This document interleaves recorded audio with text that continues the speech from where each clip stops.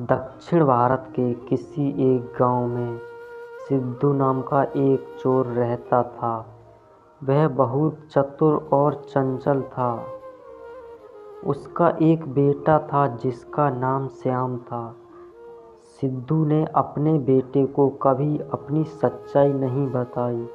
जब उसके बेटे ने पूछा कि पापा, आपको सब लोग चोर क्यों बुलाते हैं, तो उसने कहा कि ये लोग हम लोगों से जलते हैं और हमारे बारे में गलत सोच रखते हैं। सिद्धू कभी भी अपने बेटे श्याम को बिगाड़ना नहीं चाहता था। वह यह चाहता था कि उसका बेटा पढ़ लिख कर अच्छा इंसान बने और वह अपने लड़के को पढ़ने के लिए स्कूल भी भेजता था। धीरे धीरे समय बीतता गया और अब उसका बेटा 12वीं कक्षा पास कर अपने घर आ चुका था। लेकिन सिद्धू चोर के पास इतने पैसे नहीं थे कि वह अपने बेटे को नौकरी के लिए आगे पढ़ाई करवा सके। उसे नौकरी नहीं मिली। सिद्धू को इस बात की चिंता सताने लगी। वह अपने बेटे के लिए कुछ करना चाहता था, लेकिन उसे कोई सहारा नहीं मिल रहा था।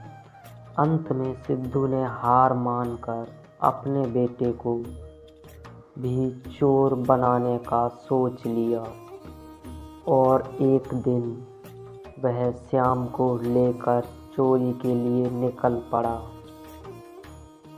लेकिन यह बात श्याम को पता नहीं थी कि वह चोरी करने जा रहे हैं। कुछ दूरी चलने के बाद उन्हें एक सेठ का घर दिखाई पड़ा।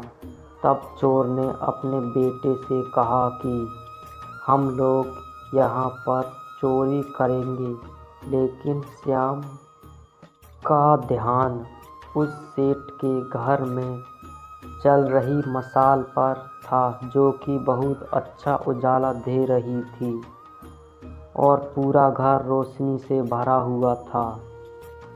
चोर ने फिर से कहा कि श्याम, तुम मेरी बात क्यों नहीं सुन रहे हो? मैं कुछ कह रहा हूँ। तब उसके बेटे ने कहा कि पापा, मैं यह चोरी नहीं कर सकता। तब सिद्धू ने पूछा, क्यों? तो श्याम ने बोला कि देखो पिताजी, ये लोग कितनी मेहनत और ईमानदारी से कमाते हैं, तभी इनके घर में हमेशा रोशनी रहती है।